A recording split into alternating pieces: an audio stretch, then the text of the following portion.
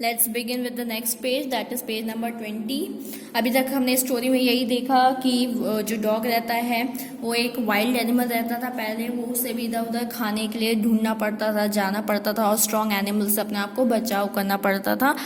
तो अभी तक हमने ये देखा था कि वो सबसे पहले वुल्फ के पास जाता है और वो देखता है कि वुल्फ भी सबसे मतलब एक तरीके से वीक है, मतलब वो बियर से डरता है।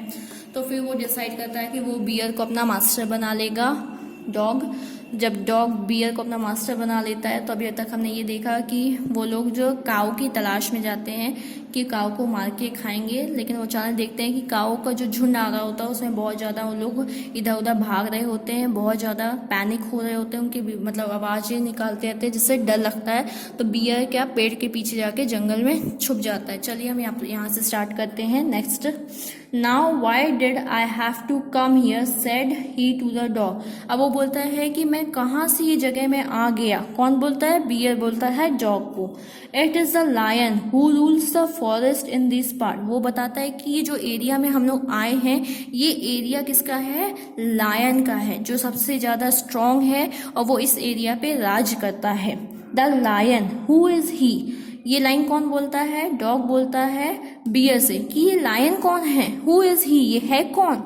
Don't you know he is the strongest beast on the earth. तो बियर बोलता है कि यार तुम्हें पता नहीं है, वो सबसे ज्यादा स्ट्रॉन्गेस्ट मतलब बहुत ज्यादा शक्तिशाली जानवर है। बीस्ट का मतलब होता है वाइल्ड एनिमल ऑन अर्थ। इस पृथ्वी में सबसे ज्यादा स्ट्रॉन्ग जानवर कौन है? लायन है।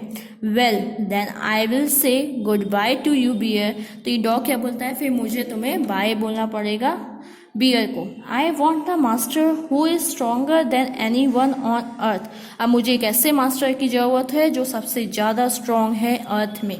Let's come to paragraph number 8.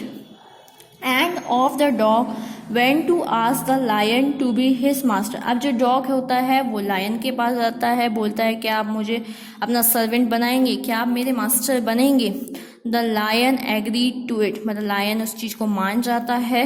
And the dog stayed with him and served him for a long time. फिर जो डॉग होता है वो लायन के साथ रहता है बहुत लंबे समय तक, उसकी सेवा करता है। It was a good life and he had nothing to complain of for there was no stronger beast in the forest than the lion and no one dared touch the dog or offend him in any way. पता उनकी life बहुत अच्छी चल रही होती है, कोई शिकायत नहीं रहती है। और जैसे कि हम जानते हैं लायन सबसे स्ट्रॉन्ग जानवर रहता है जंगल का, तो उससे कोई मतलब जो डॉग उसके साथ रहता है, जब वो लोग जान जाते हैं तो डॉग को भी कोई टच करने की कोशिश। डेयर का मतलब होता है to be brave enough to do something, मतलब वो उसको कोई टच नहीं करता है, उसे कोई छेड़ने की या परेशान करने की कोशिश नहीं करता है। और ऑफेंड का मतलब हर्ट होता है, hurt him in any way. Dog को कोई टच भी नहीं करता है और डॉग को कोई मारने की या परेशान करने की कोशिश नहीं करता है, क्योंकि वो जानता है कि लायन के साथ रहता है। और ऐसा हम जानते हैं कि लायन सबसे ज्यादा स्ट्रॉन्ग एनिमल था, तो कोई भी जंगल में लायन के मतलब जो साथ में रहता था उसको परेशान करने की कोशिश नहीं करेंगे। Paragraph number 9। But one day the two of them से मतलब है लायन और डॉग से मतलब है यहाँ पे, were walking side by side along a path that ran amid bare cliffs when all of a sudden the lion stopped. Amid का मतलब होता है अमंग, बेयर का मतलब होता है अनकवर्ड और क्लिफ का मतलब होता है हाई रॉक या स्टीप, मतलब हिली पार्ट है। एक दिन क्या होता है, दोनों लोग बियर और लायन क्या होते हैं ऐसे साइड बाय साइड मतलब थोड़ी सी जगह में वॉक करते रहते हैं। कहाँ पे? हिली एरियाज में। एंड अचानक से लायन जो होता है वो स्टॉप मतलब रुक जाता है। He give a great roar and struck the ground angrily with his paw with such a force that the whole form there.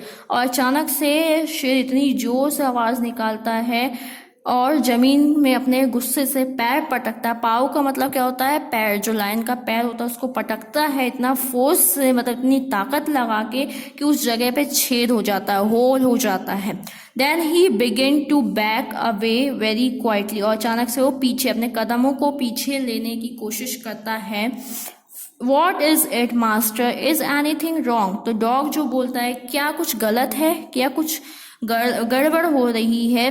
आज द डॉग सरप्राइज, मतलब सरप्राइजिंगली डॉग लायन से पूछता है कि कुछ यहाँ पे गड़बड़ है क्या मास्टर, आप अचानक से पीछे क्यों हो रहे हैं। तो जब लायन बोलता है I smell a man coming this way, the lion said he had better run for it or we will be in trouble. वो बोलता है कि मुझे यहाँ पे किसी मैन की, मतलब ह्यूमन बीइंग की स्मेल आ रही है और इससे अच्छा है कि अपन पीछे मतलब भाग चले, नहीं तो अपन कोई मुसीबत में पड़ जाएंगे। ट्रबल का मतलब होता है बी इन डिफिकल्टी, कोई प्रॉब्लम में पड़ना या किसी मुसीबत में पड़ना। Of well then I will say goodbye to you lion and I want a master who is stronger than anyone on earth. अब बोलता है कि जो डॉग होता है वो लायन को भी बोलता है कि मुझे आपको गुड बाय कहना पड़ेगा और मुझे एक ऐसे मास्टर की तलाश है जो सबसे ज़्यादा स्ट्रोंगर हो अर्थ में। Let's come to next page that is 21, paragraph number 10, page number 21। And off the dog went to join the man and he stayed with him and served him faithfully। faithfully का मतलब होता है remaining royal, मतलब वफादार रहना। तब से क्या होता है, जो डॉग होता है वो इंसान के पास चला जाता है, मैन के पास चला जाता है और उसके साथ हमेशा रहता है और उसकी नौकरी करता है ईमानदारी से। This happened long and long ago, but to this day the dog is man's most royal। royal का मतलब होता है faithful servant and knows no other master. तब से मतलब ये बहुत पहले की बात बता रहा है कि लॉन्ग एंड लॉन्ग, ये बहुत पहले की बात है कि जब डॉग कब इंसान के पास आया था और आज तक वो इंसान का सबसे वफादार सर्वेंट बनकर रहता है एंड नो अदर मास्टर, और डॉग का कोई और मास्टर नहीं। इस स्टोरी में हमने यही देखा कि डॉग कैसे एक डोमेस्टिकेट एनिमल बना, कैसे वो ह्यूमन बीइंग मतलब इंसानों के घर में पाया जाता है। इसी तरीके से चैप्टर यहाँ पे एंड होता है। Thank you.